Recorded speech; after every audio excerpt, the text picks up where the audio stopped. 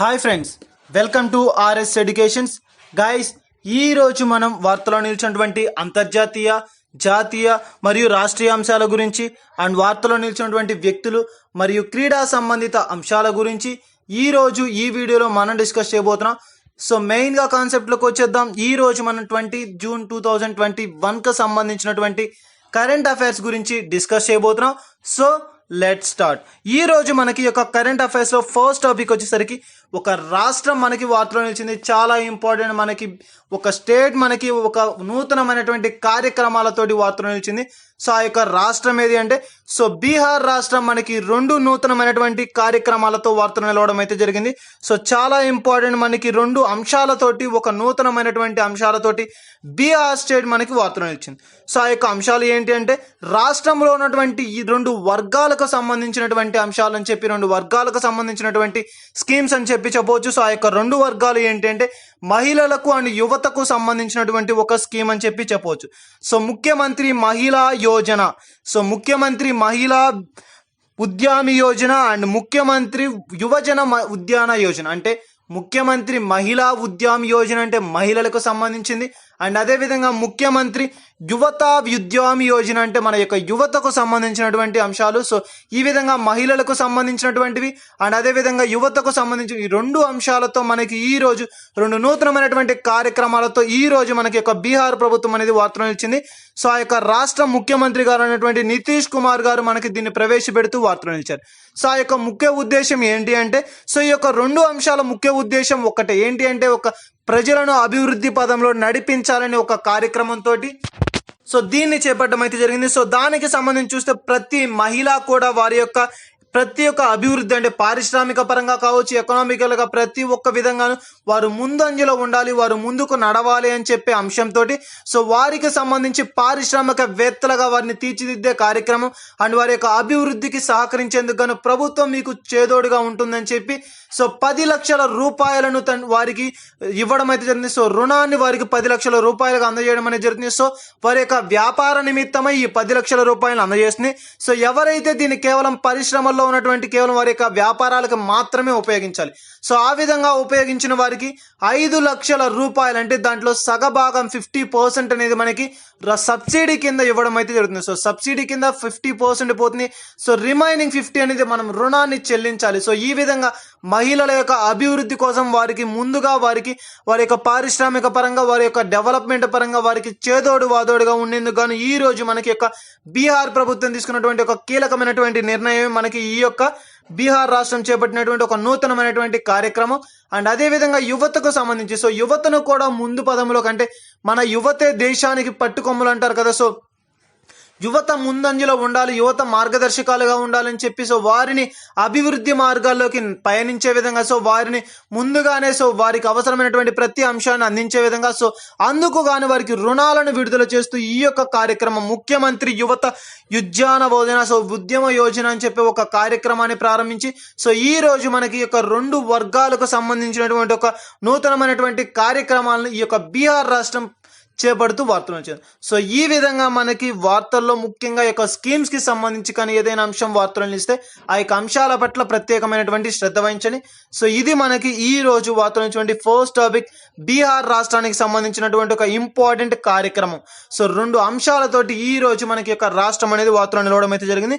So next వచ్చేసరికి ఈ రోజు వార్తలు ఇచ్చినటువంటి మరొక ఇంపార్టెంట్ థింగ్ ఏంటి అంటే సో మొట్టమొదటి ఈ రోజు మనకి అంశం కుర్నాల్. సో కురువాల్ అని చెప్పే ఒక స్కీమ్ అనేది మనకి వార్తలు నిలిచింది. చాలా ఇంపార్టెంట్ కురువాల్ స్కీమ్. సో ఇది ఏ రాష్ట్రానికి సంబంధించింది అంటే మనకి తమిళనాడు ప్రాంతం. సో తమిళనాడుకి సంబంధించినటువంటి ముఖ్యమంత్రిగా నియామకమైనటువంటి వారు ఎవరు అంటే స్టాలిన్ గారు. సో స్టాలిన్ గారు ప్రవేశపెట్టినటువంటి ఒక నూతనమైనటువంటి కార్యక్రమమే ఈ యొక్క కురువాల్. సో కురువాల్ యొక్క కావేరీ నదికి సంబంధించినటువంటి ఒక ప్రాజెక్ట్ అని చెప్పవచ్చు. సో ఇది మనకి ఎందుకొరకు అంటే వ్యవసాయ అభివృద్ధి కోసం. ఇటీవల కాలంలో కూడా మనకి తమిళనాడు ప్రభుత్వం తమిళనాడు రాష్ట్రం అనేది తరచూ వార్తలు నిలుస్తుంది. ఈ విధంగా తరచూ వార్తలు నిలుస్తున్నటువంటి అంశాల పట్ల ప్రత్యేకమైనటువంటి శ్రద్ధ వహించండి. ముఖ్యంగా నూతనంగా ముఖ్యమంత్రులుగా విధులు నిర్వహిస్తున్న వారు ప్రవేశపెడుతున్నటువంటి నూతనమైనటువంటి కార్యక్రమాలు కావచ్చు, ఆ యొక్క ప్రాంతాలకు సంబంధించి కానీ ఏదైనా అంశం వార్తలు నిలిస్తే ఆ యొక్క అంశాల పట్ల ప్రత్యేకమైనటువంటి శ్రద్ధ వహించండి. సో ఈ విధంగా ఈ యొక్క కురువాల్ ప్రాజెక్ట్ ని ఈ రోజు మనకి యొక్క స్టాలిన్ గారు తమిళనాడు ముఖ్యమంత్రి గారు ప్రారంభిస్తూ వార్తలు ఇచ్చారు. సో ఈ విధంగా మనకి ఏదైనా ప్రాజెక్ట్ అంటే సరస్సులకు నదులకు సంబంధించి సో దానిపై ఆధారపడుతూ మనకి ఏదైనా సరే ఒక ప్రాజెక్ట్ అనేది వార్తలు నిలిస్తే ఆ యొక్క అంశాల పట్ల ప్రత్యేకమైనటువంటి శ్రద్ధ వహించండి. సో ఇది మనకి ఈ రోజు వార్తలు నిలిచినటువంటి కురువాల్ అనేటువంటి ఒక స్కీమ్ కి సంబంధించినటువంటి తమిళనాడు ప్రభుత్వానికి సంబంధించినటువంటి ముఖ్యమంత్రి గారు స్టాలిన్ గారు ప్రారంభించినటువంటి ఒక అంశం. సో ఇది మనకి ఒక అంశం. అండ్ నెక్స్ట్ వచ్చేసరికి ఈ రోజు వార్తలు నుంచి మరొక ఇంపార్టెంట్ థింగ్ ఏంటి అంటే ప్రైమ్ మినిస్టర్ మన యొక్క భారతదేశ ప్రధానమంత్రి గారైనటువంటి నరేంద్ర మోదీ గారికి సంబంధించి ఒక స్కీమ్ అనేది నరేంద్ర మోదీ గారు ఈ రోజు లాంచ్ చేస్తూ వార్తలను ఇచ్చారు. సో అది ఏంటి అంటే మనకి కస్టమైజ్డ్ క్రాష్ కోర్స్ ఫర్ కోవిడ్-19, చాలా important customized crash course for కోవిడ్-19 అనే ఒక స్కీమ్ తోటి ఈ రోజు మనకి ముఖ్యంగా ఈ యొక్క కార్యక్రమాన్ని ప్రధానమంత్రి గారు చేపడుతూ వార్తలు నిలిచారు. ఎందుకోసము అంటే ప్రస్తుతం ఈ యొక్క హెల్త్ కేర్ సెంటర్స్ కి సంబంధించి సో ఈ యొక్క హెల్త్ సెక్టార్ లో స్కిల్డ్ పర్సన్స్ అనేవారు తక్కువగా ఉన్నారు. సో వారి యొక్క నియామకాన్ని చేపట్టాలి, సో వారికి సంబంధించి నియామక ప్రక్రియను చేపట్టాలి అని చెప్పే ఒక అంశంతో వీరు యొక్క స్కిల్డ్ పర్సన్స్ కి సంబంధించి ఒక కార్యక్రమాన్ని ఒక కోర్సుని డెవలప్ చేయడం కోసం 1,00,000 మంది స్కిల్డ్ వర్కర్స్ ని తయారు చేయడం కోసం వీరు ఏర్పరిచినటువంటి ఒక ప్రోగ్రామే మనకి ఈ యొక్క కస్టమైజ్డ్ క్రాష్ కోర్స్ కోవిడ్-19 అని చెప్పి సో ఈ విధమైనటువంటి అంశంతో ప్రధానమంత్రి గారైనటువంటి నరేంద్ర మోదీ గారు ప్రారంభిస్తూ వార్తలను ఇచ్చారు. సో ఇది మనకి ఈ రోజు వార్తలు ఇచ్చినటువంటి యొక్క ప్రైమ్ మినిస్టర్ నరేంద్ర మోదీ గారికి సంబంధించినటువంటి లాంచ్ చేసినటువంటి ఒక ముఖ్యమైనటువంటి అంశం. ఈ రోజు వార్తలో నిలిచినటువంటి మరొక అంశం ఏది అంటే village rice. So village rice మనకి వార్తలో నిలిచింది. ఇటీవల కాలంలో మనకి వివిధ రకాలైనటువంటి అంశాల పట్ల తరచూ మనకి వార్తలో నిలుస్తున్నటువంటి అంశాలు తీసుకుంటే రెడ్ రైస్ అని చెప్పాం మనకి. అదే విధంగా తీసుకుంటే అండ్ మెయిన్గా రెడ్ రైస్కి సంబంధించి ఇటీవల కాలంలో వివిధ రకాలైనటువంటి అంశాలతో ప్రతిరోజు మనకి తరచూ వార్తలు నిలుస్తుంది. లాస్ట్ వీక్లో కూడా మనకి యొక్క రెడ్ రైస్కి సంబంధించి వార్తల్లో చూసాం. అండ్ మెయిన్గా తీసుకుంటే అలాంటి అంశాలపైన ప్రత్యేకమైనటువంటి శ్రద్ధ వహించండి. ఎవరైతే పోటీ పరీక్షలకు ప్రిపేర్ అవుతున్నారో వారు వార్తల్లో నిలిచినటువంటి తరచూ నిలిచేటువంటి అంశాల పట్ల ప్రత్యేకమైనటువంటి అవగాహన కలిగి ఉండి సో ఈ రోజు మనకి తీసుకుంటే విలేజ్ రైస్. సో ఈ యొక్క విలేజ్ రైస్కి సంబంధించినటువంటి ఇటీవల కాలంలో ఇండియాలో వ్యవసాయ ఉత్పత్తులను అనేకంగా ఇతర దేశాలకు ఉత్పత్తి అవుతున్నాయి. సో అటువంటి అంశాల్లో మనకి ఈ యొక్క విలేజ్ రైస్ కూడా ఇంపార్టెంట్గా చెప్పుకోవచ్చు. నిన్నటి రోజున కూడా మనం చూసాం ఈ యొక్క ప్రధానమంత్రి గారు సండే మనకి యొక్క మీటింగ్ తో వారు వెలువరించినటువంటి మరొక అంశం Shahi lychee and Jack fruit కి సంబంధించినటువంటి అంశాలను మనం చూసాం. అది ఈ రోజు మనం ఎందుకు చర్చించుకుంటున్నారంటే మన యొక్క ప్రధానమంత్రి గారు దీనికి సంబంధించినటువంటి అంశాలను నిన్నటి రోజున ప్రస్తావించారు. Shahi lychee fruit and Jack fruit కి సంబంధించినటువంటి అంశాలను నిన్న వారు ప్రస్తావిస్తున్నారు.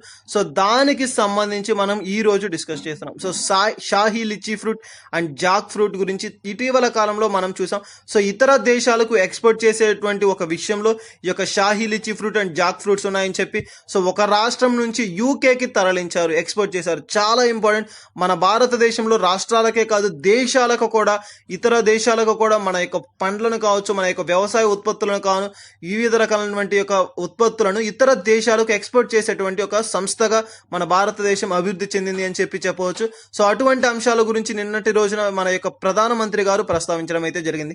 Shahi lychee fruit and Jack fruit గురించి నిన్నటి రోజున ప్రస్తావించారు. సో దీనిని మనం ఇటీవల కాలంలో తరచూ కూడా డిస్కస్ చేసాం దీనికి సంబంధించి. సో అటువంటి అంశాలలో మరొక అంశం village rice. So village rice ఈ రోజు మనకి వార్తలో నిలిచింది. ఇండియాలోనే అత్యంత వ్యవసాయ ఉత్పత్తులను అనేకం కలిగినటువంటి దేశాలకు మనం మెయిన్గా తీసుకుంటే ఇతర దేశాలకు ట్రాన్స్పోర్ట్ చేసే విధంగా మన యొక్క దేశం అభివృద్ధి పదంలో ఉంది అని చెప్పవచ్చు. సో ఈ యొక్క విలేజ్ రైస్ను ఏ యొక్క దేశానికి ఎక్స్పోర్ట్ చేస్తున్నారని దీన్ని నిర్వహించేటువంటి సంస్థ ఏది అని చెప్తే ప్రత్యేక వరి వంగడం అని చెప్పవచ్చు. విలేజ్ రైస్ ప్రత్యేకమైనటువంటి వరి వంగడం మనకి ఈ రోజు వార్తలో నిలిచింది. ఇది ఏ రాష్ట్రానికి సంబంధించింది అంటే తమిళనాడు రాష్ట్రంలో దీన్ని గుర్తించడం అయితే జరిగింది. సో తమిళనాడు రాష్ట్రంలో ఉన్నటువంటి ఈ యొక్క విలేజ్ రైస్ని సో అక్కడ ఉన్నటువంటి ఒక ప్రత్యేకమైనటువంటి ప్రాంతం నుండి ఘనా, ఏమాన్ అని చెప్పే దేశాలకు ఈ యొక్క ఎగుమతి అవుతుంది. సో ఘనా, యమన్ అని చెప్పే ఒక దేశాలకు దీనిని ఎగుమతి చేయడం జరుగుతుంది. సో చాలా ఇంపార్టెంట్. ఇటీవల కాలంలో ఫ్రూట్స్ అనేవి లిచీ ఫ్రూట్స్ కావచ్చు, ఆ యొక్క జాక్ ఫ్రూట్ అండ్ వివిధ రకాల ఫ్రూట్స్ అనేది మనకి వేరే యొక్క సంస్థ ఆధ్వర్యంలో దీన్ని యూకేకి తరలించడం అయితే జరిగింది. సో ఈ రోజు మనకి ఒక వరి వంగడాలు, ప్రత్యేకమైనటువంటి వరి వంగడాలు లేదా విలేజ్ రైస్ అని చెప్పే దీనిని ఎక్కడికి ఎగుమతి చేస్తున్నారంటే ఘనా అండ్ యమన్ అని చెప్పే దేశాలకు ఈ రోజు మన యొక్క వరి వంగడాలను ఎగుమతి చేయడం అయితే జరుగుతుంది. సో దీన్ని నిర్వహించేటువంటి సంస్థ ఏది అంటే అపెడా. ఏ యొక్క వ్యవసాయ ఉత్పత్తులైనా మన భారతదేశంలో నిర్వహించేటువంటి ఒకే ఒక సంస్థ, ఏకైక సంస్థ అండ్ అతి పెద్ద సంస్థ ఏది అంటే APEDA, agriculture processed export development authority అని చెప్పా. సో ఆ యొక్క అపెడా సంస్థ దీనిని ఎగుమతి చేసేటువంటి సంస్థగా తీసుకుంటా. ఇటీవల కాలంలో కూడా ఈ యొక్క ఫ్రూట్స్కి సంబంధించి కావచ్చు, లేదంటే ఏ యొక్క వ్యవసాయ ఉత్పత్తులకైనా సరే ఇతర దేశాలకు ఎగుమతి చేసేటువంటి అధికారం కలిగినటువంటి సంస్థ అంటే ఏ యొక్క సంస్థ ఆధ్వర్యంలో దీనిని నిర్వహిస్తారు అంటే అపెడా అనే సంస్థ. సో అపెడా సంస్థ ఆధ్వర్యంలో దీనిని ఇతర దేశాలకు ఎగుమతి చేయడం అయితే జరుగుతుంది. Agriculture processed export development authority అని చెప్పి ఒక సంస్థ దీనిని నిర్వహిస్తుంది. సో దీన్ని నిర్వహించేటువంటి వారు ఎవరు అంటే కామర్స్ డిపార్ట్మెంట్ వారు. సో ఈ యొక్క సంస్థ ఆధ్వర్యంలో, ఈ యొక్క మినిస్ట్రీ ఆధ్వర్యంలో ఈ యొక్క ఘనా, యమన్ అని చెప్పి ఒక దేశాలకు మన యొక్క వరి వంగడాలను అంటే విలేజ్ రైస్, ప్రత్యేకమైనటువంటి వరి వంగడాలను ఎక్స్పోర్ట్ చేస్తూ ఈ రోజు మనకి తమిళనాడు రాష్ట్రం అనేది వార్తలో నిలవడం అయితే జరిగింది. సో ఇది మనకి ఈ రోజు వార్తలో నిలిచినటువంటి ముఖ్యమైన అంశాల్లో ఒకటైనటువంటి విలేజ్ రైస్కి సంబంధించినటువంటి అంశం. ఏ యొక్క అంశాలు వచ్చినా సరే దానికి రంగానికి ముఖ్యంగా ఏ సంస్థ ఆధ్వర్యంలో నిర్వహించబడుతుంది అండ్ ముఖ్యంగా దాన్ని నిర్వహించేటువంటి మినిస్ట్రీ ఏది అని చెప్పి అండ్ ఎక్కడి నుంచి ఎక్కడికి దీన్ని ఎగుమతి చేస్తున్నారు. అపెడా అనే సంస్థ అండ్ దీన్ని తమిళనాడు రాష్ట్రంలో గుర్తించడం అయితే జరిగింది. సో తమిళనాడు రాష్ట్రం నుంచి ఘనా, యమన్ అని చెప్పే దేశాలకు దీనిని ఎగుమతి చేస్తున్నారు అని చెప్పి అని చెప్పవచ్చు. సో ఇది మనకి ఈ యొక్క విలేజ్ రైస్కి సంబంధించినటువంటి అంశం. అండ్ నెక్స్ట్ వచ్చేసరికి ఈ రోజు వార్తలో నిలిచినటువంటి మరొక అంశం ఏది అంటే యూరియా. ఇటీవల కాలంలో మనకి యూరియా అనేది తరచూ వార్తలో నిలిచింది. అదేవిధంగా తీసుకుంటే ఇప్పటి వరకు కూడా మనం యొక్క యూరియాని బస్తాల ద్వారా ఎగుమతి చేయడం అనేది కావచ్చు, లేదంటే స్టోర్ చేసుకోవడం కావచ్చు. సో ఇటువంటి అంశాలను చూసాం. ఎప్పుడూ కూడా బస్తాల రూపంలో లేదా ఒక ఘన పదార్థాల రూపంలో ఈ యొక్క యూరియాని భద్రపరచుకోవడం అనేది చూసాం. ఈ రోజు మనకి నానో యూరియా ఆర్ కార్బమైడ్ అని చెప్పే ఒక అంశం మనకి ఈ యొక్క యూరియా అనేది ఈ రోజు వార్తలో నిలిచింది. చాలా ఇంపార్టెంట్. ఇప్పటి వరకు దేశవ్యాప్తంగా కాదు, ప్రపంచవ్యాప్తంగా కూడా లేనటువంటి ఒక గొప్ప యూరియా అని చెప్పవచ్చు. ఇప్పటి వరకు ఎప్పుడు గుర్తించినటువంటి ఒక అంశం, ప్రపంచంలోనే మొట్టమొదటిసారిగా గుర్తించబడినటువంటి ఒక యూరియా అని చెప్పవచ్చు. నానో యూరియా ఆర్ కార్బమైడ్ అని చెప్పే ఒక అంశం వార్తలో నిలిచింది. ఎప్పుడూ కూడా యూరియా అనేది మనకి ఘన పదార్థాల రూపంలో, ముఖ్యంగా బస్తాల రూపంలో ఈ యొక్క వ్యవసాయ ఉత్పత్తుల కోసం ఇతరులు చూసుకోవడం అనేది చూసాం. కానీ ప్రపంచంలోనే మొట్టమొదటిసారిగా లిక్విడ్ ఫామ్లో వచ్చినటువంటి ఒక అంశమే మనకి ఈ యొక్క నానో యూరియా. చాలా ఇంపార్టెంట్. నానో యూరియాని ఘన పదార్థాల రూపంలో కాకుండా లిక్విడ్ పదార్థంలో మొట్టమొదటిసారి ప్రపంచవ్యాప్తంగా మొట్టమొదటిసారి లిక్విడ్ ఫామ్లో తీసుకువచ్చినటువంటి ఒక ముఖ్యమైనటువంటి నానో యూరియాని నిర్వహించినటువంటి సంస్థ ఏది అంటే దీన్ని రూపకల్పన చేసినటువంటి సంస్థ ఏదంటే ఇఫ్కో అని చెప్పే సంస్థ. సో ఇఫ్కో సంస్థ దీనిని తయారు చేశారు అండ్ దీని యొక్క ప్రధాన కార్యాలయం ఎక్కడ ఉంది అంటే న్యూఢిల్లీ. సో ఇక దీని యొక్క ఇఫ్కో యొక్క ప్రధాన కార్యాలయం ఏది అంటే ఢిల్లీ అని చెప్పవచ్చు. అండ్ ఇండియన్ ఫార్మర్స్ ఫెర్టిలైజర్స్ సంస్థ, భారతదేశంలో తీసుకుంటే మనకి ఇండియన్ ఫార్మర్స్ ఫెర్టిలైజర్స్ సంస్థ నానో యూరియా లిక్విడ్ని తయారు చేసి మనకి ఈ యొక్క ఇఫ్కో అనే సంస్థ ఆధ్వర్యంలో వార్తలు నిలవడం అయితే జరిగింది. సో చాలా ఇంపార్టెంట్. మొట్టమొదటిసారి ప్రపంచంలోనే మొట్టమొదటిసారి తయారు చేయబడినటువంటి లిక్విడిటీ అని చెప్పవచ్చు, లిక్విడ్ యూరియా అని చెప్పవచ్చు. అండ్ మెయిన్గా దీని యొక్క ప్రత్యేకత ఏంటి, ఏ విధంగా దీన్ని ఉపయోగిస్తారు అంటే మొత్తంగా తీసుకుంటే 250 ml యురేనియాకి వచ్చేసరికి మనకి మొత్తంగా ఉంటుంది ఈ యొక్క బాటిల్ ఫామ్లో దీన్ని అందజేయడం అయితే జరుగుతుంది. సో ఎటువంటి యొక్క పదార్థాన్ని అందిస్తారంటే లిక్విడ్ పదార్థాన్ని 250 ml ఉన్నటువంటి ఒక బాటిల్ రూపంలో దీనిని మనకి అందజేయడం అయితే జరుగుతుంది. ఈ యొక్క 250 ml అని చెప్పేది మనకి టోటల్గా 245 రూపీస్ అనేది ఉండడం అయితే జరుగుతుంది. సో ఒక బస్తా యొక్క యూరియాకు ఈక్వల్ అయినటువంటిది ఈ యొక్క 250 ml. చాలా ఇంపార్టెంట్ అండ్ మోర్ ఎఫెక్టివ్ అని చెప్పవచ్చు. బస్తా మన యొక్క ఘన పదార్థాల రూపంలో ఇటీవల కాలంలో వ్యవసాయంలో ఉపయోగిస్తున్నటువంటి ఒక బస్తాకు సమానమైనటువంటి ఒక లిక్విడ్ ఫామే మనకి యొక్క 250 ml అని చెప్పే ఒక నానో యూరియన్. సో అంతటి ప్రభావితాన్ని కలిగి ఉన్నటువంటి ఈ యొక్క నానో యూరియన్ అనేది మనకి 245 రూపీస్కి మనకి మార్కెట్లో లభించడం అయితే జరుగుతుంది. అండ్ మెయిన్గా తీసుకుంటే మోర్ ఎఫిషియెంట్, మనకి ప్రస్తుతం ఉన్నటువంటి ఈ యొక్క యూరియా కంటే మోర్ ఎఫెక్టివ్ అండ్ ఎఫిషియెంట్గా వర్క్ చేస్తుంది అండ్ విజయవంతమైనటువంటి సత్ఫలితాలను అందిస్తుంది. సో ఇటీవల కాలంలో కూడా చూసాం. సో వివిధ రకాలైనటువంటి అంశాల ద్వారా వివిధ రకాలైనటువంటి మనకి ఈ యొక్క సంస్థలు అనేది వార్తలు నిలుస్తున్నాయి. సో అటువంటి సంస్థ సంస్థలకు తీసుకుంటే ఈ రోజు మొట్టమొదటిసారిగా ఒక సంస్థ చూసాం, అదేంటి అంటే ఇఫ్కో అనే సంస్థ. సో ఇఫ్కో సంస్థ అండ్ ఇండియన్ ఫార్మర్స్ ఫెర్టిలైజర్స్, ఈ యొక్క ఉత్పత్తులకు సంబంధించి ఇండియన్ ఫార్మర్స్ ఫెర్టిలైజర్స్ అనేది మనకి ఇటీవల కాలంలో తరచూ వార్తలో నిలుస్తుంది. సో ఈ యొక్క సంస్థలకు సంబంధించి కావచ్చు, లేదా దీని యొక్క ప్రధాన కార్యాలయాలకు సంబంధించి కావచ్చు, ప్రత్యేకమైనటువంటి శ్రద్ధ వహించండి. సో మెయిన్గా తీసుకుంటే ఈ యొక్క అభ్యర్థులు మెయిన్గా దేని పట్ల ప్రత్యేకమైనటువంటి శ్రద్ధ వహించాలంటే, ఇటువంటి ఫెర్టిలైజర్స్ వచ్చినప్పుడు అండ్ ఏ సంస్థ ఆధ్వర్యంలో దీన్ని నిర్వహిస్తున్నారు అండ్ దాని యొక్క ప్రధాన కార్యాలయాలు ఎక్కడ. ఇఫ్కో అనేటువంటి ఒక సంస్థ ప్రధాన కార్యాలయం Delhi and Indian farmers fertilisers అని చెప్పవచ్చు. ఈ యొక్క సంస్థ వారు దీనిని నిర్వహించడం అయితే జరిగింది. దాని యొక్క నేమ్ ఏంటి అంటే మనకి లిక్విడ్ నానో అని చెప్పవచ్చు. మనకి చాలా important, nano urea or carbamide అని చెప్పే ఒక అంశం మనకి ఈ రోజు వార్తలో నిలిచింది.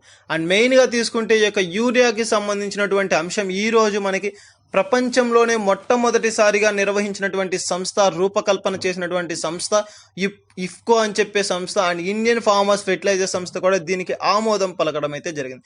సో ఇది మనకి ఈ రోజు వార్తలో నిలిచినటువంటి నానో యూరియా ఆర్ కార్బమైడ్ అని చెప్పే ఒక లిక్విడ్ ఫామ్లో లభించేటువంటి ఒక యూరియాకి సంబంధించినటువంటి అంశం. అండ్ నెక్స్ట్ వచ్చేసరికి ఈ రోజు వార్తలో నిలిచినటువంటి మరొక అంశం ఏది అంటే చాలా ఇంపార్టెంట్, మనకి తరచూ వార్తలు నిలిచినటువంటి ఒక అంశం మనకి అస్సాం రాష్ట్రం.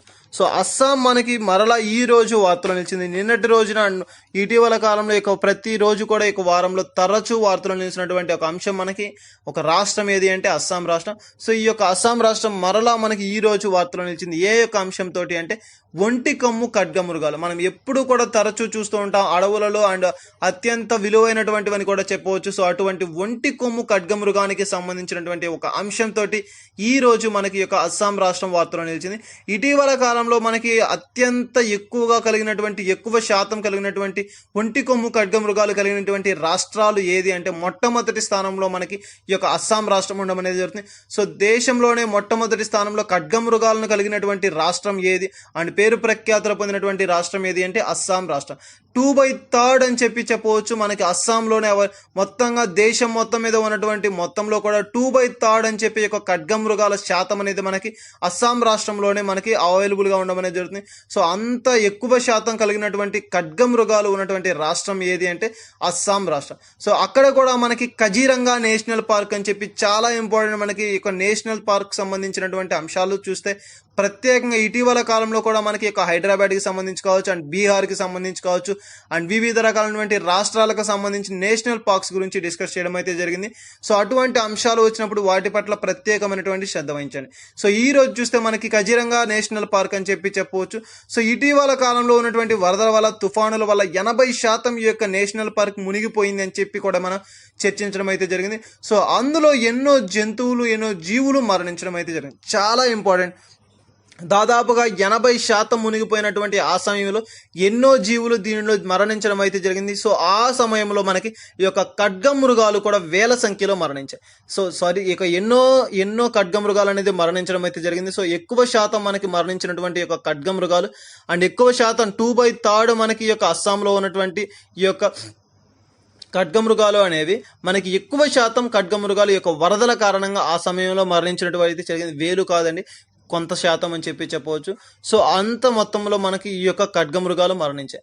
సో అటువంటి మనకి ఈ యొక్క ఖడ్గమృగాలను కలిగినటువంటి యొక్క రాష్ట్రం ఏది అంటే అస్సాం రాష్ట్రం. సో ఈ రోజు మనకి ఈ యొక్క అస్సాం రాష్ట్రం మరలా ఈ యొక్క ఖడ్గమృగాలకు సంబంధించి వార్తలు నిలిచింది. అది ఏంటి అంటే మొత్తంగా తీసుకుంటే మనకి అందులో ఎన్ని జంతువులు మరణించాయి అనేది తెలియదు, కానీ ఎన్నో సంఖ్యలో మనకి యొక్క ఖడ్గమృగాలు ఆ రోజున మరణించడం అయితే జరిగింది. సో మిగిలి ఉన్నటువంటి ఖడ్గమృగాలు, ఆ సమయంలో చనిపోయినటువంటి ఖడ్గమృగాలు కాకుండా మిగిలి ఉన్నటువంటి ఖడ్గమృగాలను ప్రస్తుతం అడవిలో ఉన్నటువంటి వేటగాళ్ళు, సో చాలా ఇంపార్టెంట్, ప్రస్తుతం మనకి అడవిలో వేటగాళ్ళు అని చెప్తాం, వారు ఎక్కువైపోవడం వల్ల దానిని కమర్షియల్ పర్పస్కి యూజ్ చేస్తున్నారు. సో మనకి మెయిన్గా తీసుకుంటే ఈ ఖడ్గమృగాల కొమ్ములు కావచ్చు, దంతాలు కావచ్చు, ఇవన్నీ కూడా మనకి ఇతర దేశాలకు కావచ్చు, ఇతర ప్రాంతాలకు కావచ్చు ఎగుమతి చేయడం అండ్ దీని ద్వారా మనీని ఎర్న్ చేసుకోవడం, ఇటువంటి కార్యకలాపాల వల్ల ఈ యొక్క మిగిలి ఉన్నటువంటి ఖడ్గమృగాలు కూడా నశించిపోతాయి. త్వరలోనే ఈ యొక్క ఖడ్గమృగాల జాతిని నశింపచేస్తారని చెప్పే ఒక అంశంతో ఈ యొక్క అడవి వేటగాళ్లకు సంబంధించి ఈ యొక్క కాజీరంగా నేషనల్ పార్క్ వారు తీసుకున్నటువంటి ఒక కీలకమైనటువంటి నిర్ణయం, ప్రభుత్వం ఇచ్చినటువంటి ఆమోదం మనకి ఈ రోజు వార్తలో నిలిచింది. అది ఏంటి అంటే ఈ విధంగా ఎవరైతే ఇటువంటి జీవులను సంహరించడానికి కావచ్చు లేదా కమర్షియల్ పర్పస్ కోసం ఉపయోగించేటువంటి వారు ఉంటారో అటువంటి వారు కానీ ఆ విధంగా కానీ ఆ యొక్కటువంటి అంశాల ద్వారా కానీ లేదంటే అటువంటి కార్యకలాపాల ద్వారా కజిరంగా నేషనల్ పార్క్ ఆధ్వర్యంలో కానీ లేదంటే ఆ చుట్టుపక్కల ఎక్కడ కనిపించినా సరే అటువంటి వారిని చూసినప్పుడు మనకి ఈ యొక్క గాడ్స్కి కొన్ని పవర్స్ అనేది ఇవ్వడం అయితే జరిగింది. సో కజిరంగా నేషనల్ పార్క్లో ఉన్నటువంటి ఒక గాడ్స్కి దేశంలోనే మొట్టమొదటిసారి ఒక గొప్ప పవర్ని ఈ రోజు వీరు ఇవ్వడం అయితే జరిగింది. సో కజిరంగా నేషనల్ పార్క్లో ఉన్నటువంటి సిబ్బందికి గన్ షూటింగ్ పవర్ని ఇచ్చారు. సో ఎవరైతే ఇక అనుమానాస్పదంగా లేదంటే ఇటువంటి జీవులను సంహరించేందుకు కానీ తిరుగుతూ ఉంటారో సో అటువంటి వారిని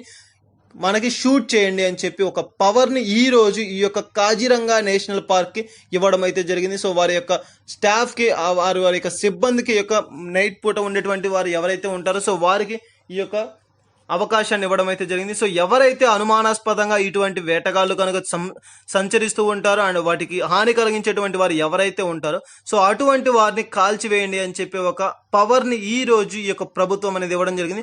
సో ఈ విధంగా ఇటువంటి అంశాలను పరిగణలోకి తీసుకొని వారిని కఠినంగా శిక్షించండి అని చెప్పే ఉద్దేశంతో ఈ రోజు మనకి యొక్క అస్సాం రాష్ట్ర ప్రభుత్వం అనేది వార్తలను ఇచ్చింది. సో ఇక ఖడ్గమృగాల సంరక్షణ చట్టాలు కావచ్చు, ఖడ్గమృగాలను సంరక్షించేందుకు గాను వివిధ రకాలైనటువంటి కార్యక్రమాలను చేపట్టి ఈ రోజు మనకి యొక్క అస్సాం రాష్ట్ర ప్రభుత్వం వార్తలు ఇచ్చింది. ఇటీవల కాలంలో చూస్తే మనకి తరచూ అస్సాం రాష్ట్రం వార్తలు ఇస్తుంది. ఎప్పుడు కూడా అస్సాం రాష్ట్రానికి సంబంధించినటువంటి అంశాల పట్ల ఎందుకు ప్రత్యేకమైనటువంటి శ్రద్ధ అంటే ప్రతిరోజు కూడా మనకి ప్రతి ఒక్క అంశానికి సంబంధించి చూస్తే ఈ యొక్క అస్సాం రాష్ట్రం అనేది తరచూ మనకి వార్తలు నిలుస్తుంది. సో ఏ యొక్క అంశం అయితే తరచూ వార్తలు నిలుస్తుంది, రాష్ట్రాలే కావచ్చు లేదంటే వ్యాక్సిన్సే కావచ్చు లేదా ఒక యాప్సే కావచ్చు, ఏ యొక్క అంశాల పట్ల అయితే మనకి వార్తలు నిలుస్తున్నాయి సో అటువంటి అంశాల పట్ల ప్రత్యేకమైనటువంటి శ్రద్ధ వహించండి. సో ఇది మనకి ఈ రోజు వార్తలు నిలిచినటువంటి అస్సాం రాష్ట్రానికి సంబంధించినటువంటి ఒక కీలకమైనటువంటి అంశం. అండ్ నెక్స్ట్ వచ్చేసరికి ఈ రోజు మనకి మరొక రాష్ట్రం వార్తలు నిలిచింది. అది ఏంటి అంటే మరలా మనకి ఈ రోజు మరొక అంశంతో మరొకసారి ఈ యొక్క అస్సాం రాష్ట్రమే వార్తలో నిలిచింది. ఎందుకు ఈ రోజు మనకి అస్సాం రాష్ట్రం రెండవసారి కూడా వార్తలో నిలిచింది అంటే ఇటీవల కాలంలో ఉన్నటువంటి యొక్క ముఖ్యమంత్రి గారు కాకుండా ఈ రోజు మనకి ఒక నూతనమైనటువంటి ముఖ్యమంత్రి గారు అని చెప్పాం, హిమంత్ బిశ్వ శర్మ గారు. సో హిమంత్ బిశ్వ శర్మ గారు రాష్ట్రంలో కోవిడ్ కారణంగా ఉన్నటువంటి వారికి సంబంధించి ఒక కీలకమైనటువంటి అంశాన్ని ఒక కీలకమైనటువంటి నిర్ణయాన్ని తీసుకొని దాన్ని ప్రకటించడం అయితే జరిగింది. సో ఆ యొక్క అంశం మనకి ఈ రోజు వార్తలో నిలిచింది. ఇటీవల కాలంలో కూడా మనం చూసాం తరచూ ఈ యొక్క కరోనా వ్యాధికి సంబంధించి ఎవరైతే అనాథులు అయ్యారో, తల్లిదండ్రులను కోల్పోయి కావచ్చు లేదంటే వృద్ధులను కావచ్చు, ఇటువంటి వారందరూ ఎవరైతే అనాథులు ఉన్నారో సో అటువంటి అనాథ పిల్లల కోసం, సో అనాథులైనటువంటి పిల్లలు ఎవరైతే ఉంటారో వారి కోసం ముఖ్యమంత్రి గారు ఒక నూతనమైనటువంటి కార్యక్రమానికి శ్రీకారం చుట్టారు. శిశు సేవా పథకాన్ని ప్రారంభించారు. శిశు సేవా పథకాన్ని ప్రవేశపెట్టినటువంటి మొట్టమొదటి ముఖ్యమంత్రి ఎవరు అంటే హిమంత్ బిశ్వ శర్మ గారు, అస్సాం రాష్ట్రానికి సంబంధించిన వారు. ఇటీవల కాలంలో కూడా మనకి యొక్క అనాథులకు సంబంధించి వివిధ రకాలైనటువంటి కార్యక్రమాలు అండ్ వివిధ రకాలైనటువంటి కార్యాలు మనం చూస్తున్నాం. సో అటువంటి ప్రోగ్రామ్స్ లో మరొక ముఖ్యమైన ప్రోగ్రామ్ మనకి ఈ రోజు యొక్క అస్సాం రాష్ట్ర ముఖ్యమంత్రి గారు హిమంత్ బిశ్వ శర్మ గారు ప్రవేశపెట్టి వార్తలు ఇచ్చారు. శిశు సేవ పథకాన్ని ప్రవేశపెట్టారు. ఈ యొక్క శిశు సేవా పథకం యొక్క ముఖ్య ఉద్దేశం ఏంటి అంటే ఎవరైతే ఈ యొక్క కుటుంబ పెద్దను కోల్పోయి ఉంటారో, చిన్నారులను కలిగి ఉంటారో సో అటువంటి వారి యొక్క జీవన శైలికి అవసరమైనంత వరకు సో 3,500 రూపాయలను వారి యొక్క కుటుంబానికి ప్రతి నెల కూడా అందిస్తామని చెప్పి ఒక కార్యక్రమాన్ని ప్రారంభించి ఈ రోజు మనకి ఈ యొక్క అస్సాం రాష్ట్ర ముఖ్యమంత్రి గారు వార్తలు ఇచ్చారు. సో ఇది మనకి ఇటీవల కాలంలో కూడా వివిధ రకాలైనటువంటి రాష్ట్రాలు, వివిధ రకాలైనటువంటి ముఖ్యమంత్రులు కూడా ఈ విధంగా ఆ యొక్క రాష్ట్రాలకు సంబంధించి ఎవరైతే కుటుంబ పెద్దని ఆ బ్లడ్ రిలేటివ్ని కోల్పోయి ఉంటారో సో వారికి సంబంధించి పెన్షన్ లాగా కూడా ఇవ్వడం అయితే జరిగింది. సో నిన్నటి రోజున చూసాం ఆ యొక్క కుటుంబం యొక్క మహిళ ఎవరైతే ఉంటారో వారి యొక్క అకౌంట్లో అమౌంట్ని జమ చేసే విధంగా వివిధ రకాలైనటువంటి కార్యక్రమాలను ప్రారంభించారు. సో ఆ విధంగా తీసుకుంటే ఈ రోజు మనకి ఈ యొక్క అస్సాం రాష్ట్రం మరొకసారి వార్తలో నిలిచింది. శిశు సేవా పథకం కింద ఎవరైతే చిన్నారులు ఉన్నారో సో అటువంటి చిన్నారులకు అనాథ పిల్లలకు 3,500 రూపాయలను వారి అకౌంట్లో జమ చేసే విధంగా ఈ యొక్క కార్యక్రమాన్ని ప్రారంభించి అస్సాం రాష్ట్రం మనకి వార్తలు నిలిచింది. అండ్ నెక్స్ట్ వచ్చేసరికి ఈ రోజు వార్తలు నిలిచినటువంటి మరొక అంశం, మరొక రికార్డ్ అని చెప్పవచ్చు. చాలా ఇంపార్టెంట్. మనకి ఇటీవల కాలంలో తరచూ వార్తలు నిలుస్తున్నటువంటి అంశాలలో మనకి ఈ సూచీలు కూడా ఇంపార్టెంట్గా చెప్పుకుంటాం. సో అటువంటి సూచీలకు సంబంధించి చూస్తే ప్రపంచ రికార్డులోనే ఇండియా మనకి వార్తలు నిలిచింది. చాలా ఇంపార్టెంట్. మనకి ప్రపంచ రికార్డులో మనకి భారతదేశం నిలవడం అయితే జరిగింది. సో దానికి సంబంధించినటువంటి అంశాల పట్ల చూస్తే మనకి టోటల్గా చూసుకుంటే 24 కిలోమీటర్లోనే అత్యంత దూరమైనటువంటి ఒక రోడ్డు మార్గాన్ని నిర్మించి ఇటీవల కాలంలో మనకి చూసాం 25 కిలోమీటర్ల పొడవైనటువంటి ఒక రోడ్డు మార్గాన్ని 18 గంటల్లోనే నిర్వహించి ఒక రాష్ట్రం మనకి వార్తలో నిలిచింది. ఆ రాష్ట్రం ఏది అంటే మనకి ఇటీవల కాలంలో చూసాం మహారాష్ట్ర. సో అటువంటి రాష్ట్రాల్లో మరలా ఈ రోజు మరొకసారి మహారాష్ట్ర అనే వార్తలో నిలిచింది. ఏ విధంగా అంటే 24 గంటల సమయంలో with in the span of 24 అవర్స్లోనే అతి తక్కువ సమయంలోనే 39.671 కిలోమీటర్ల దూరమైనటువంటి లాంగ్ కలిగినటువంటి ఒక రోడ్డుని ఒక్క రోజులో నిర్మించినటువంటి రాష్ట్రంగా పేరు ప్రఖ్యాతులు పొందింది. దేశంలోనే కాదు ప్రపంచ రికార్డులోనే మొట్టమొదటి స్థానంలో నిలిచినటువంటి రాష్ట్రం ఏది అంటే మహారాష్ట్ర రాష్ట్రం ఈ రోజు మనకి రికార్డు సృష్టించింది. ఫాస్టెస్ట్ రోడ్ కన్స్ట్రక్షన్ అని చెప్పే ఒక అంశంతో మహారాష్ట్ర రాష్ట్రం వార్తలో నిలిచింది. సో భారతదేశంలో తీసుకుంటేనే కాదు, భారతదేశమే కాకుండా ప్రపంచ వ్యాప్తంగా తీసుకుంటే మొట్టమొదటి రాష్ట్రంగా అంటే పేరు ప్రఖ్యాతులు పొందినటువంటి రాష్ట్రంగా ఈ యొక్క మహారాష్ట్ర ఉండడం జరిగింది. టోటల్గా 40 కిలోమీటర్ల పొడవైనటువంటి ఒక రోడ్డు మార్గాన్ని ఒక్క రోజులోనే 24 గంటల వ్యవధిలోనే నిర్మించి రికార్డు సృష్టించినటువంటి రాష్ట్రం ఏది అంటే మహారాష్ట్ర రాష్ట్రం. ఇటీవల కాలంలో కూడా మనకి మరొక సమయంలోనే మనకి ఈ యొక్క రాష్ట్రం మరొక రోడ్డు మార్గాన్ని నిర్మించింది. 25 కిలోమీటర్ల లెంత్ ఉన్నటువంటి ఒక రోడ్డు మార్గాన్ని 18 గంటల సమయంలోనే ఛేదించి వార్తలో నిలిచింది. ఈ రోజు మనకి దరిదాపుగా 40 కిలోమీటర్లు ఉన్నటువంటి ఒక రోడ్డు మార్గాన్ని 24 గంటల వ్యవధిలోనే తక్కువ సమయంలోనే with in the span of small టైంలోనే ఈ యొక్క రోడ్డు రవాణాన్ని నిర్మించి ఈ రోజు మనకి ఒక మహారాష్ట్ర ప్రభుత్వం ఒక రికార్డు సృష్టించింది అని చెప్పవచ్చు. సో ఆ విధంగా తీసుకుంటే మనకి భారతదేశంలోనే కాదు ప్రపంచవ్యాప్తంగా కూడా ఈ యొక్క మహారాష్ట్ర ప్రభుత్వం అనేది వార్తలో నిలవడం అయితే జరిగింది. So public work department and road department ఈ రెండు యొక్క సంస్థలు కలిసి ఈ యొక్క రెండింటి అనుబంధ సంస్థలుగా నిర్వహించి just in with in a span of 24 అవర్స్లోనే 39.671 kilometres length ఉన్నటువంటి ఒక రోడ్డు మార్గాన్ని నిర్మించి ఈ రోజు మనకి ఈ యొక్క మహారాష్ట్ర ప్రభుత్వం వార్తలో నిలిచింది. చాలా ఇంపార్టెంట్. ఇటీవల కాలంలో మనకి రోడ్డు మార్గాలకు సంబంధించి నూతనమైనటువంటి కార్యక్రమాలను చరిత్రను సృష్టించేటువంటి విధంగా ఈ యొక్క రోడ్డు మార్గాలను నిర్మిస్తున్నటువంటి ఒకే ఒక రాష్ట్రం అని చెప్పవచ్చు మహారాష్ట్ర. ఇటీవల కాలంలో మనకి 25 కిలోమీటర్ల పొడవైనటువంటి ఒక రోడ్డు మార్గాన్ని నిర్మించారు. అండ్ ఈ రోజున తీసుకుంటే మనకి దాదాపుగా 40 కిలోమీటర్ల పొడవైనటువంటి ఒక రోడ్డు మార్గాన్ని 24 గంటలు అతి తక్కువ సమయంలోనే 24 గంటలలోనే పూర్తి చేసి మనకి ఈ రోజు ఒక రికార్డును సృష్టించారని చెప్పవచ్చు.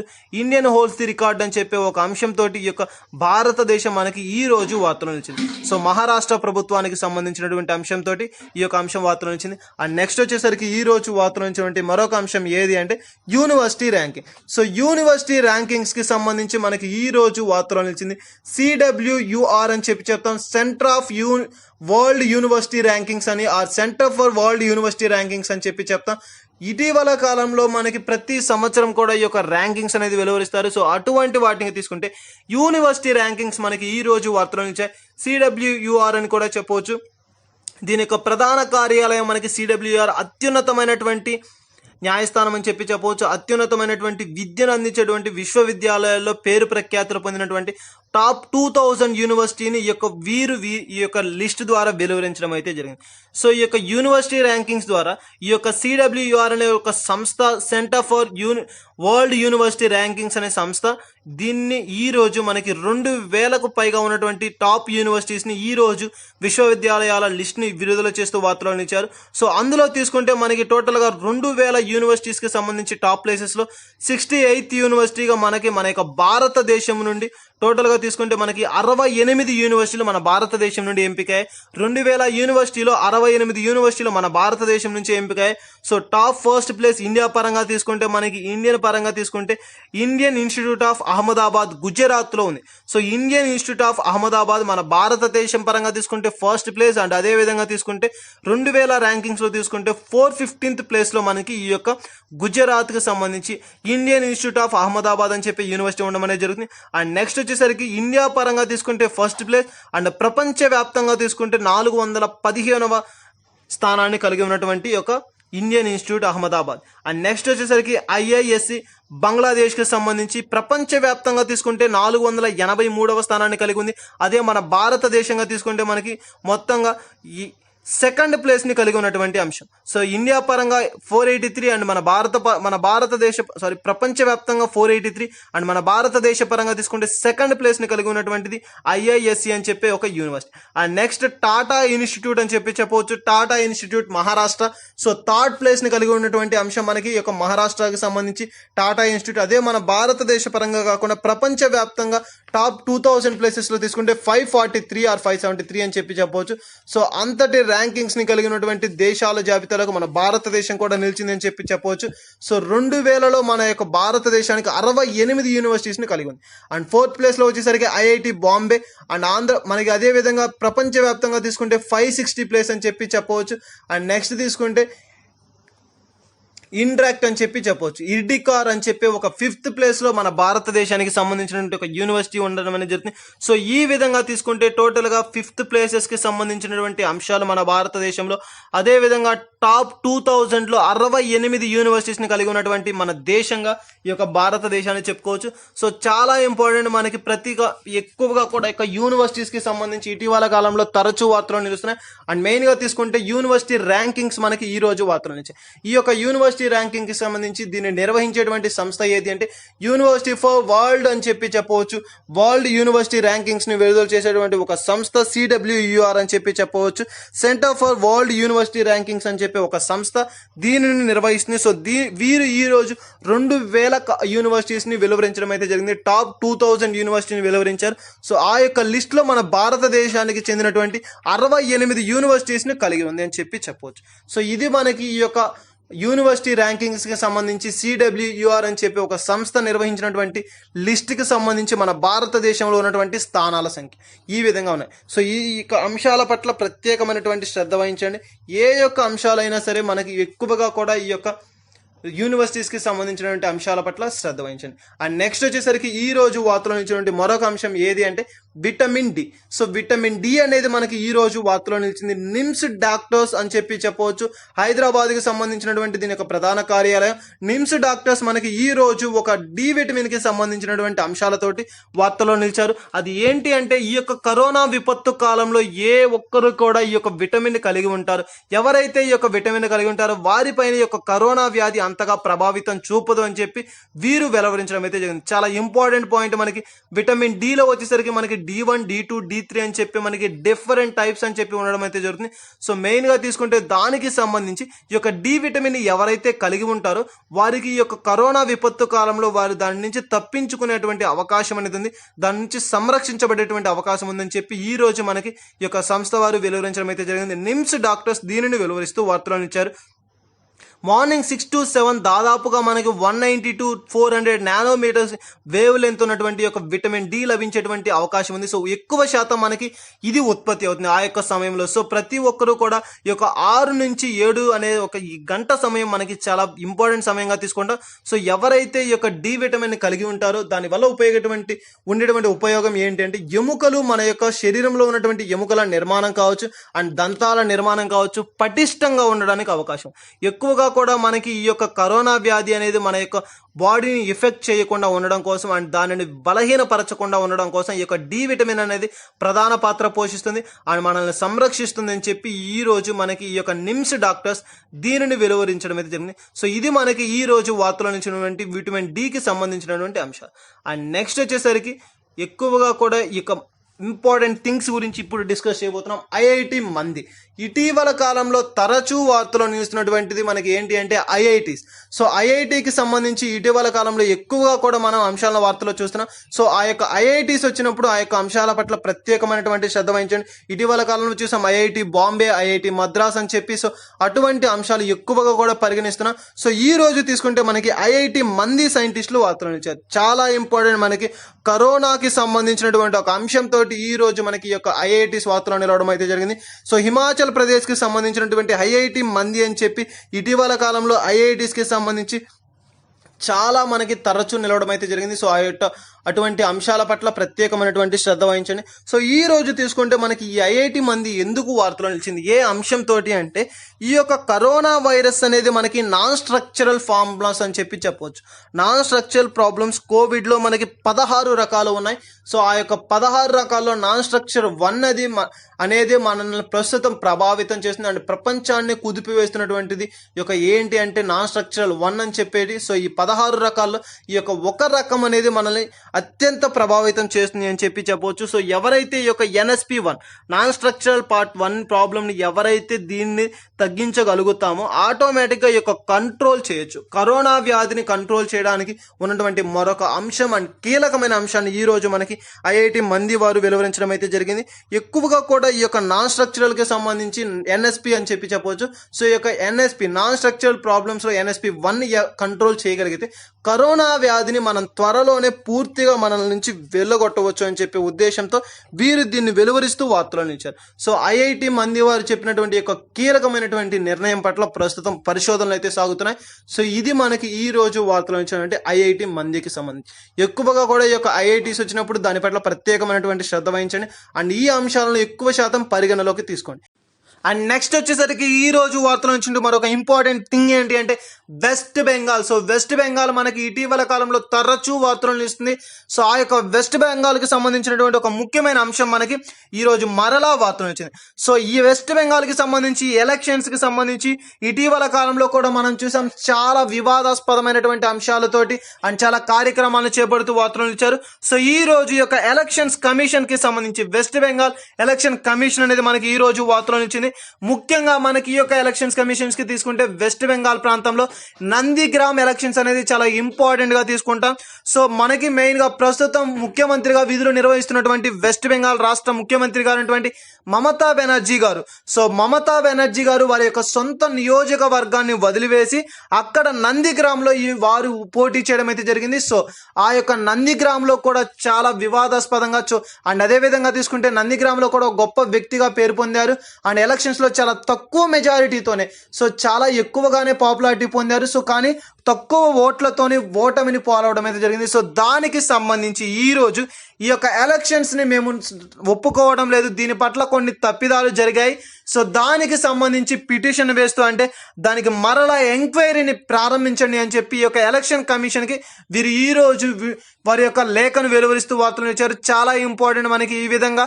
సో ఆ యొక్క నియామక ప్రక్రియలో కొన్ని లోటుపాట్లు జరిగాయి. సో దానికి సంబంధించి ఎంక్వైరీని వేయండి అని చెప్పి వీరు ఈ విధమైనటువంటి అంశంతో వార్తలు నిలిచారు. సో ఇది మనకి ఈ యొక్క వెస్ట్ బెంగాల్ రాష్ట్రానికి సంబంధించినటువంటి ముఖ్యమైనటువంటి అంశం. ముఖ్యంగా ఈ యొక్క వెస్ట్ బెంగాల్కి రాష్ట్రానికి సంబంధించి ఇటీవల కాలంలో తరచూ వార్తలు నిలుస్తున్నాయి. సో తరచూ వార్తలు నిలుస్తున్నటువంటి ఈ యొక్క అంశాల పట్ల రాష్ట్రాల పట్ల రాష్ట్ర ముఖ్యమంత్రి గారుల పట్ల సో అటువంటి అంశాల పట్ల ప్రత్యేకమైనటువంటి శ్రద్ధ వహించండి. సో ఇది మనకి ఈ రోజు వార్తలు నుంచి అంతర్జాతీయ జాతీయ మరియు రాష్ట్రీయ అంశాలకు సంబంధించినటువంటి ముఖ్యమైనటువంటి అంశాలు. అండ్ నెక్స్ట్ వచ్చేసరికి ఈ రోజు వార్తలు నుంచి వ్యక్తులు. సో వ్యక్తుల్లో ఫస్ట్ పర్సన్ ఎవరు అంటే మనకి ఇబ్రహీం రైజీ గారు. సో ఇబ్రహీం రైజీ గారు ఒక నూతనమైనటువంటి నియామక ప్రక్రియతోటి వార్తలు నిలవడం అయితే జరిగింది. చాలా ఇంపార్టెంట్. ఇరాన్ నూతన అధ్యక్షులుగా పేరు పొందినటువంటి వారు. సో ఇరాన్ నూతనమైనటువంటి అధ్యక్షులుగా ఈ రోజు మనకి నియమితులై వార్తలు ఇచ్చారు. సో ఇబ్రహీం రైజీ గారు సో ఇరాన్ కి సంబంధించినటువంటి నూతనమైనటువంటి నియామక ప్రక్రియ ద్వారా వీరు వార్తలు ఇచ్చారు. సో ఇది మనకి ఈ రోజు వార్తలు ఇచ్చినటువంటి వ్యక్తుల్లో ఫస్ట్ పర్సన్ కి సంబంధించి. అండ్ నెక్స్ట్ వచ్చేసరికి ఈ రోజు వార్తలు ఇచ్చినటువంటి సెకండ్ పర్సన్ ఎవరు అంటే మనకి చాలా ఇంపార్టెంట్. ఇస్లాం మతానికి సంబంధించినటువంటి ఒక పవిత్రమైనటువంటి గ్రంథం ఖురాన్ని. సో ఖురాన్ని వీరు గోజ్రీ భాషలోకి, చాలా ఇంపార్టెంట్, గోజ్రీ భాషలోకి రచించినటువంటి మొట్టమొదటి రచయిత. సో గోజ్రీ భాషలోకి యొక్క ఖురాన్ గ్రంథాన్ని రచించినటువంటి మొట్టమొదటి రచయిత ఈరోజు మరణిస్తూ వార్తలు ఇచ్చారు. సో వారు ఎవరు అంటే మనకి చాలా ఇంపార్టెంట్ పర్సన్ ముఫ్తీ ఫయాజ్ గారు. సో ముఫ్తీ ఫయాజ్ గారు వీరు ఈ రోజు మనకి మరణిస్తూ వార్తలు ఇచ్చారు. సో ఈ విధంగా రచయితలకు సంబంధించి కానీ లేదంటే ఇంపార్టెంట్ పర్సన్స్కి సంబంధించినటువంటి అంశాలు కనుక వార్తలను ఇస్తే ఆ యొక్క అంశాల పట్ల ప్రత్యేకమైనటువంటి శ్రద్ధ వహించండి. సో ఇది మనకి ఈ రోజు వార్తలు ఇచ్చినటువంటి వ్యక్తులకు సంబంధించినటువంటి ముఖ్యమైనటువంటి అంశం. సో గాయస్ ఇవే కాకుండా మన ఛానల్లో మరెన్నో నోటిఫికేషన్కి సంబంధించినటువంటి అప్డేట్స్ కావచ్చు, జాబ్ ప్రొఫైల్స్ కావచ్చు, మరెన్నో అప్లోడ్ చేయడం అనేది జరిగింది. సో వీటికి సంబంధించినటువంటి అప్డేట్స్ కానీ మా యొక్క డైలీ కరెంట్ అఫైర్స్ని కానీ మీరు కనుక పొందాలి అంటే సబ్స్క్రైబ్ చేసుకోండి. మా యొక్క ప్రతి అప్డేట్ని, ప్రతి వీడియోని మీరు పొందడం అనేది జరుగుతుంది. Thank you.